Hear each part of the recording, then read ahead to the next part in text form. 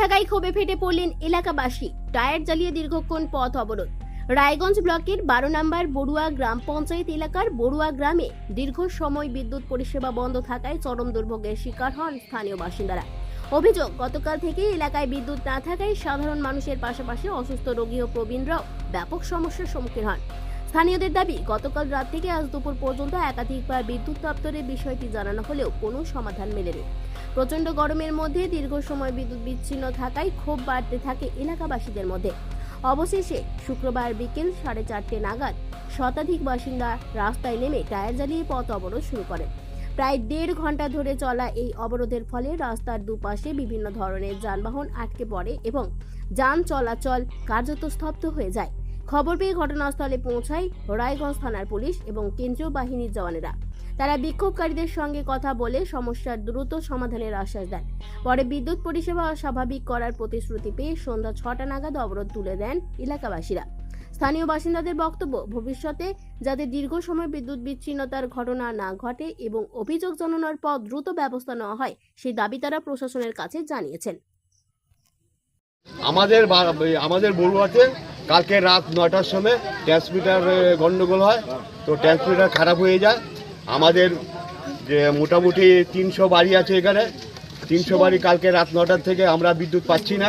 আমাদের মা বোনগুলো ঘুমাতে পারছে না, ছাত্রছাত্রীরা পড়াশোনা করতে পারছে না, আর বাচ্চাগুলা ঘুমাইতে পারছে না। আমরা সবাই 300 বাড়ি কালকে মোটামুটি রাস্তায় ছিলাম।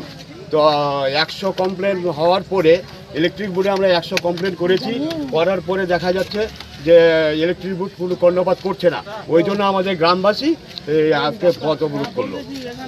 এই সমস্যা এটা কতদিন হলো? এটা কালকে রাত 9টার থেকে। তো আপনারা কি চাইছেন? আমরা চাইছি, আমরা আইসি সাহেবকে জানাইছি, আমরা ইলেকট্রিক বোর্ড যেন আইসে যেন আমাদের লাইনটা ঠিক করে দেয়। ইলেকট্রিক অফিসে জানিয়েছেন? হ্যাঁ, 100 কমপ্লেন দিয়েছি। তারা কি জানিয়েছে? তারা জানিয়েছে কি আসবে বলতে মোটামুটি 24 ঘন্টা কাটিয়ে যায়। এই অবরোধ করেছেন কখন? এই তো মোটামুটি 1.5 ঘন্টা হলো। কতক্ষণ চলবে? সে আমাদের সমাধান যতক্ষণ না হচ্ছে ততক্ষণ চলবে। একটাই কারণ, আমাদের রাত্রি 9:30 থেকে আমাদের কারেন্ট চলে যায়। কারেন্ট যাওয়ার পর আমরা শিলিগুড়িতে আমরা ফোন করেছিলাম। ফোন করার পর ওরা রিপোর্ট নিল। রিপোর্ট নেওয়ার পর আমাদের বলছে যে আসবে।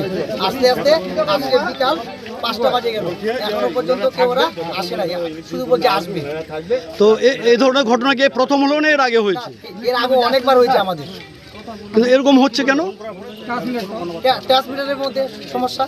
এই সমস্যা আপনারা ইলেকট্রিক অফিসে জানিয়েছিলেন? হ্যাঁ, জানিয়েছি। তারা কি বলেছে? তারা বলছে শুধু আসবে করতে পারে। আজকে 2 দিন পার করেছে, এখনো পর্যন্ত আসে।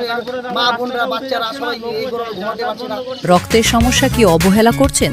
অ্যানিমিয়া, ইনফেকশন থেকে শুরু করে ব্লাড ক্যান্সার, সময় মতো সঠিক ডায়াগনোসিস অত্যন্ত জরুরি। অ্যানিমিয়া ও ডেফিসিয়েন্সি প্রোফাইল টেস্ট, ব্লিডিং ও clotting test, advanced haematology test, cancer marker test, আধুনিক ডায়াগনস্টিকের মাধ্যমে রক্তের প্রতিটি সমস্যার নির্ভুল শনাক্তকরণ নিশ্চিত করা হয়। জীবনরেখা হাসপাতালে এখন রয়েছে সম্পূর্ণ হেমাটোলজি টেস্ট সুবিধা। আজই পরীক্ষা করুন, সুস্থ থাকুন।